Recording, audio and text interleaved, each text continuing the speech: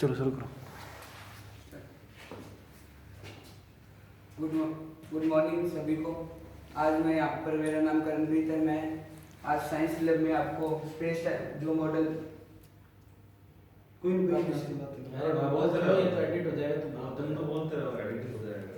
Morning everybody. Today I will explain you about space time. तो space time क्या है? Space time जो अपने एक महान वैज्ञानिक थे न्यूटन, उन्होंने बताया था। जो 19वीं सेंचुरी में एक वैज्ञानिक थे न्यूटन, उन्होंने बताया था जो स्पेस है वो 3 डायमेंशनल है।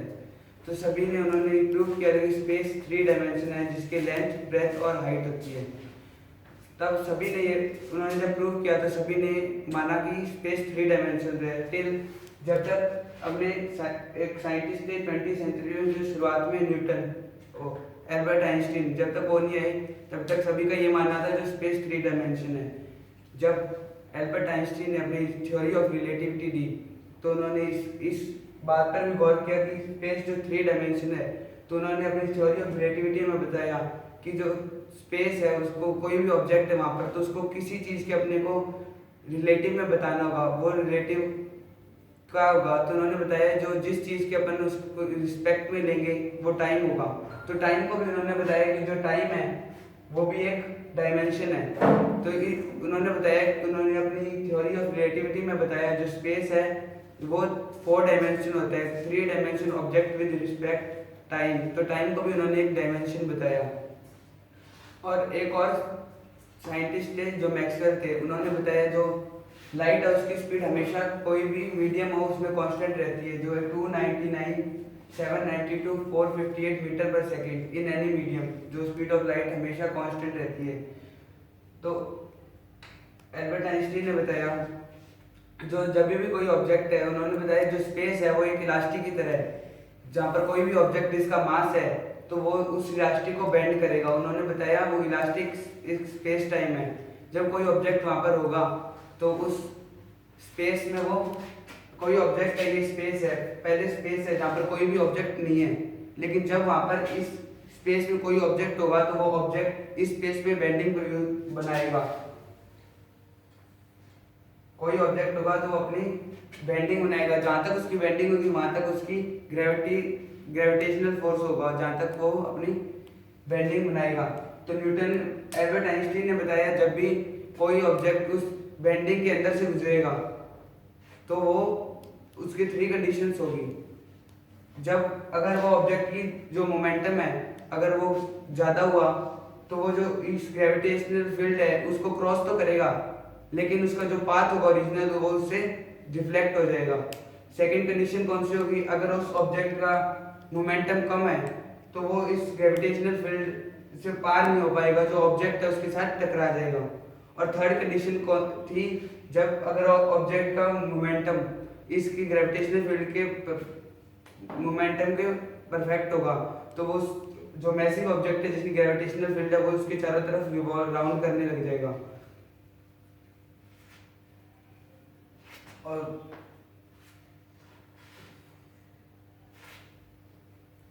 इसी को उन्होंने एक और चीज बताई कि मतलब कि जैसे जैसे उन्होंने अपनी थ्योरी ऑफ रिलेटिविटी में बताया था जैसे जैसे कोई भी ऑब्जेक्ट की स्पीड बढ़ती जाएगी तो उसका जो मास है वो भी इंक्रीज होता जाएगा।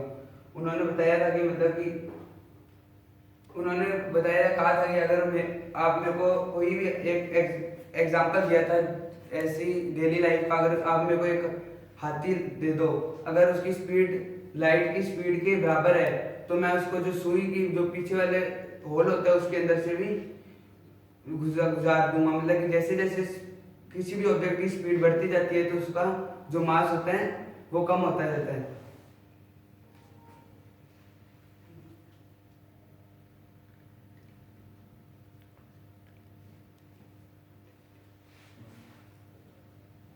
Now you can perform that. तो अब इसी चीज को अपन एक एक्सपेरिमेंट के रूप में देखते हैं।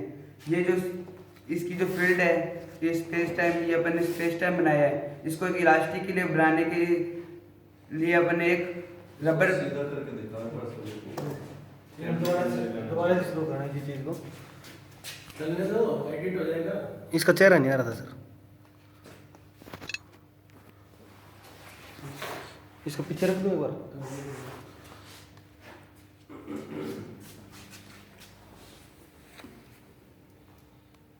इसका एंगल भी चेंज कर सकते हैं अपन मोबाइल का। ये वाला हैंडल है ये नीचे? इसको ऊपर नीचे करके आप ठीक है, ऐसा करना चाहते हैं, हाइट बढ़ाना चलो चाहते ठीक हैं। है। उसी तो अब अपन एक्सपेरिमेंट करते हैं, उसी चीज़ को अपन प्रैक्टिकली प्रूव करने के लिए देखते हैं। सर ये एक अपने स्पेस बनाया है जिसको एक इलास्टिक की तरह करने के लिए हमने एक बीच में एक बैलून लगाया है। तो अपन इससे ये बताना चाहते हैं स्पेस है वो इलास्टिक की तरह, कोई भी ऑब्जेक्ट हो जिसका मास है, जब वो ऑब्जेक्ट स्पेस में होगा तो इस ऑब्जेक्ट पर बेंडिंग प्रोड्यूस करेगा। अब इसी ऑब्जेक्ट को अपन करते हैं, ये मास है और ये स्पेस है जो इलास्टिक की तरह है।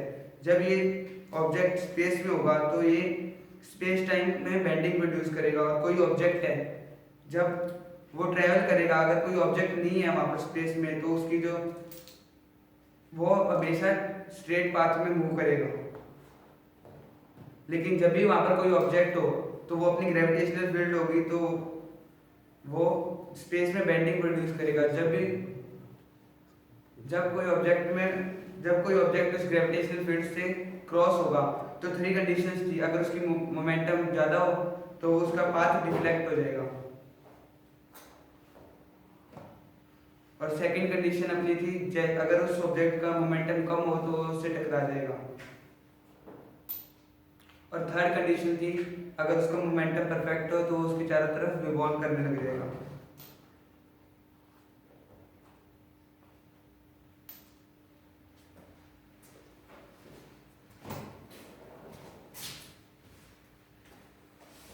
किसी का कोई क्रॉस क्वेश्चन है क्या इस कॉन्सेप्ट के अंदर जो समझा रहे हैं?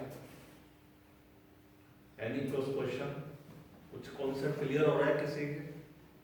मतलब क्या बताना चाह रहे हैं, ये थोड़ा आइडिया लगा, ये दोबारा और एक्सप्लेन करेंगे क्या बता रहे हैं। चलिए हर कोई स्टूडेंट के क्वेश्चन रेज कर रहे हैं। Whatever in your mind, you should raise a question. XYZ question related to this project. Yes, Prashtu.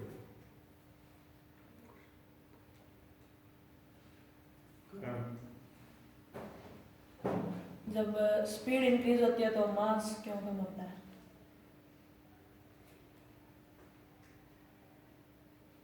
Speed के साथ में मास का क्या रिलेशन है, इनका क्वेश्चन ये है। स्पीड के साथ मास, आपने कहा था ना कि हम एक निडल के पोर में से एक एलिफेंट को पास ऑन कर सकते हैं यदि उसकी स्पीड बहुत ज्यादा हो। यही कॉन्सेप्ट था, हाउ इज पॉसिबल।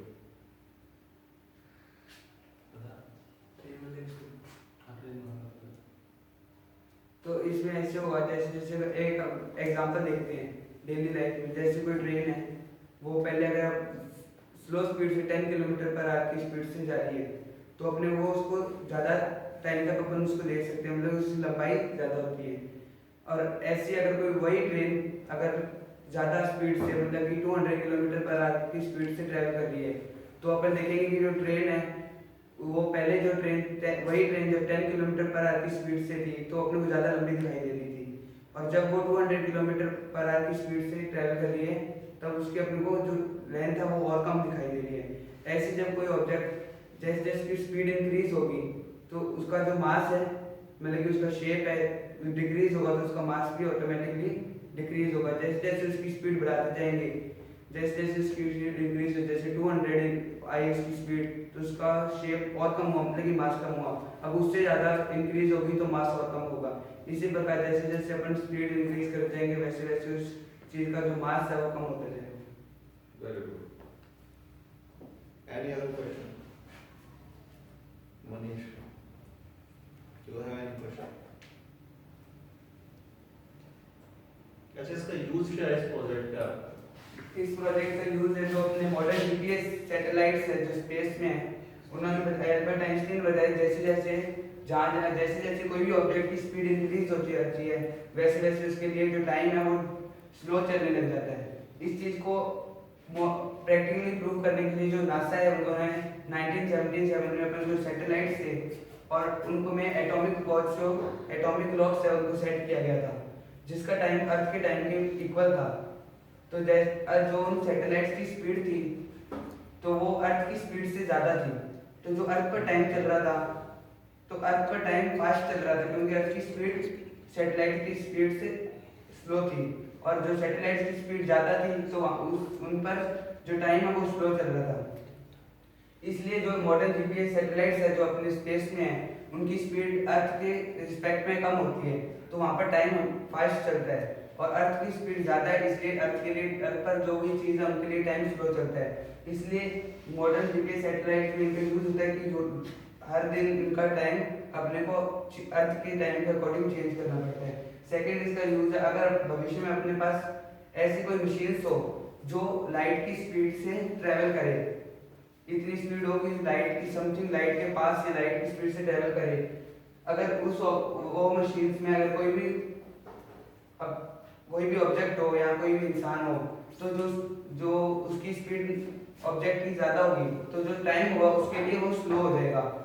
तो जब वो पर्सन वापस उन मशीन्स में ट्रैवल करने के बाद में आएगा अर्थ पर तो उसके लिए टाइम धीरे बीता होगा लेकिन जो अर्थ पर लोग हैं उनके लिए टाइम फास्ट होगा तो वो अपने पास्ट को और लोगों को फ्यूचर को देख सकता है।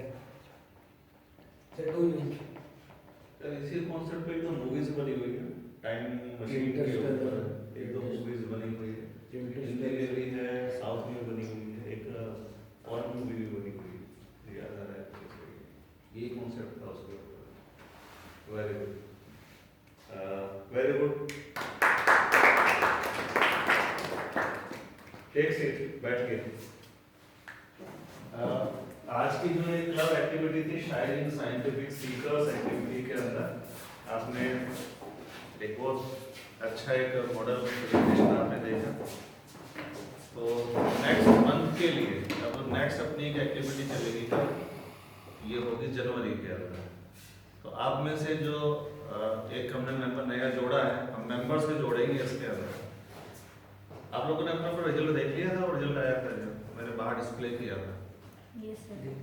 देखा एग्जाम दिया था ना आपने यहीं बायोलैब में बैठ करके उसके आपका रिजल्ट आ गया है।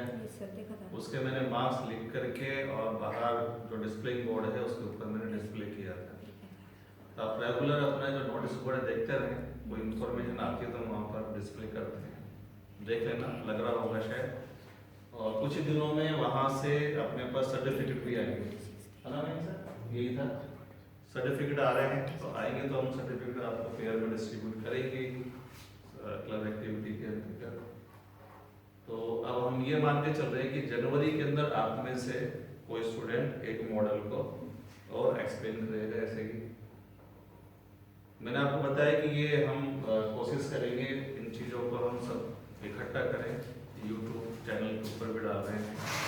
कभी कोई बाहर से आता है तो हमसे पूछता है क्लब की एक्टिविटीज़ क्या क्या हैं, वो क्लब की एक्टिविटीज़ भी हम इसके अंदर इंक्लूड करेंगे। तो नेक्स्ट जनवरी के लिए आप आपस में डिसाइड करके हमें बताएंगे कौन सा स्टूडेंट मिलकर के भी आप शो कर सकते हैं। ऐसा नहीं कि इंडिविजुअल है, तो ये क्लब है, ये क्लब का मतलब है मोर देन 1%। तो आप कोई भी एक एक्टिविटी चूज कर लें और जनवरी के अंदर एक डेट रख करके हम उस एक्टिविटी को परफॉर्म करेंगे। लैब में भी हो सकती है, वो केमिस्ट्री लैब में भी हो सकती है, फिजिक्स लैब में भी हो सकती है, जूनियर साइंस लैब में भी हो सकती है, मैथ्स लैब में भी हो सकती है, बाहर भी हो सकती है, अपने ग्राउंड के अंदर हो सकती है, अपने कहीं पर भी वो एक्टिविटी हो सकती है। तो आप जस्ट 5 मिनट के लिए ब्रेन स्टॉर्मिंग करें कि आप कौन सी एक्टिविटी परफॉर्म करेंगे।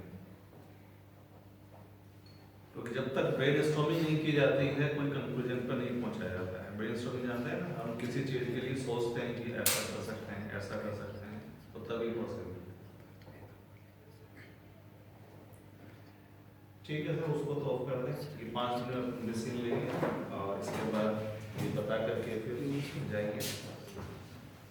जैसे आप लोग बाहर भी जाते हो कहीं इसमें